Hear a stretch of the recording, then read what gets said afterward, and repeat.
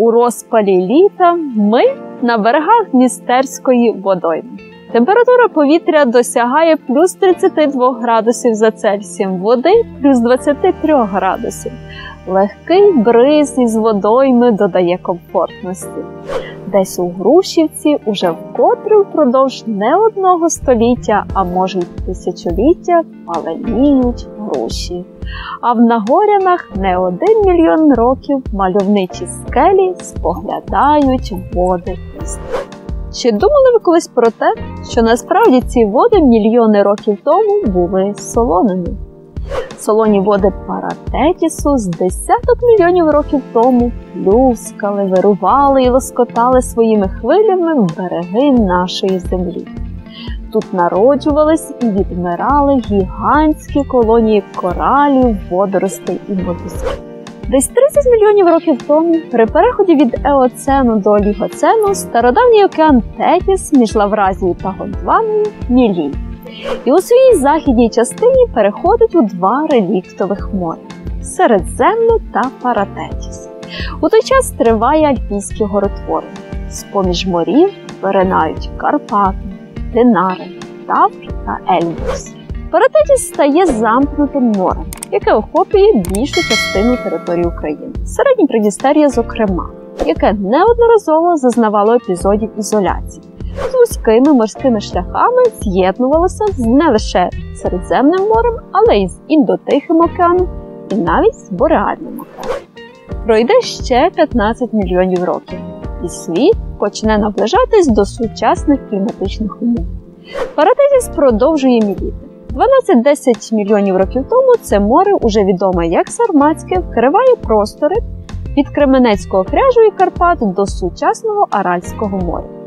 Воно було внутрішньоконтинентальною, неглибокою і теплою водою. Під час Пліоцену колишній Паратетіс було розділено на внутрішні моря, які з часом повністю відокремились один від одного. Деякі з них зникли до початку Плейстоцену. Наразі тільки Чорне, Каспійське та Аральські моря нагадують про ці великі внутрішні моря. Колись Сарматське море поступово відходило, на його місці утворювались долини і русла рік, що нині впадають в Чорне та Азовські моря. Деякі з них – притоки Дніпра, Південний Буг та інші – в результаті вертикальних рухів кристалічної платформи і окремих блоків змінювали напрями своїх течій. А Дністер і нині тече тією долиною, яку він розробив ще понад мільйони років тому.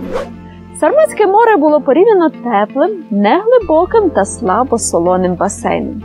Відступаючи із території сучасного середнього Придністер'я, Сарматське море залишає після себе дві смуги органогенно-вапнякових рифових утворень, відомих нам більше як Товтрове пасмо.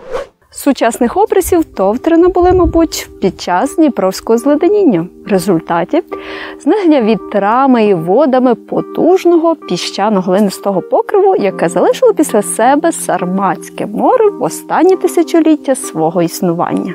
Саме нашарування скелетів живих організмів, які мешкали в Сарматському морі протягом мільйонів років, коралів, молюсків, моховаток і утворило унікальний кряж органічного походження. Карпати, нехай і не родичі товтрам, цьому дещо посприяли. Саме завдяки тектонічним змінам під час народження Карпат Сарматське море відступило на південний схід.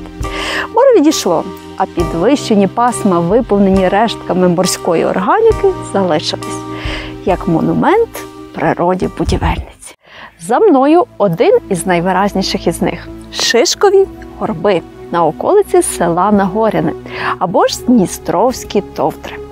На відрізку каньйонистої долини Дністра, про що ми згадували у відео «Чому меандри мандрують», між селом Вороновиця та Комарів товтри вінчають верхні бровки схилів, ідеально завершуючи гармонію каньйону.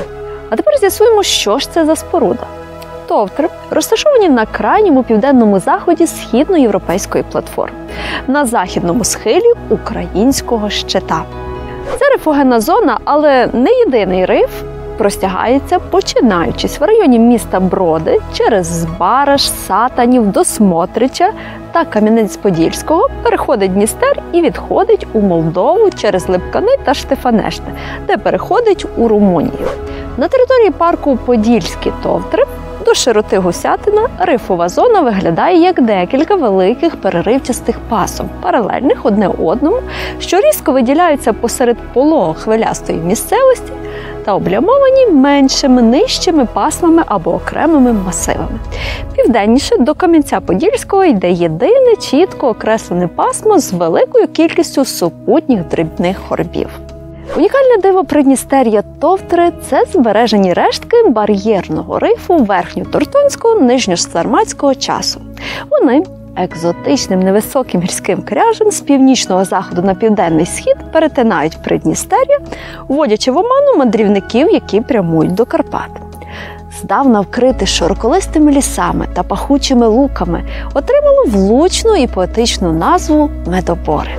У Придністер'ї ці бар'єрні структури завдяки денотаційній роботі багатьох агентів виведені на денну поверхню з-під пізніших відкладів і відпрепаровані вивітрюванням та карстовими процесами, а тому вони тут виражені найкраще і найефектніше.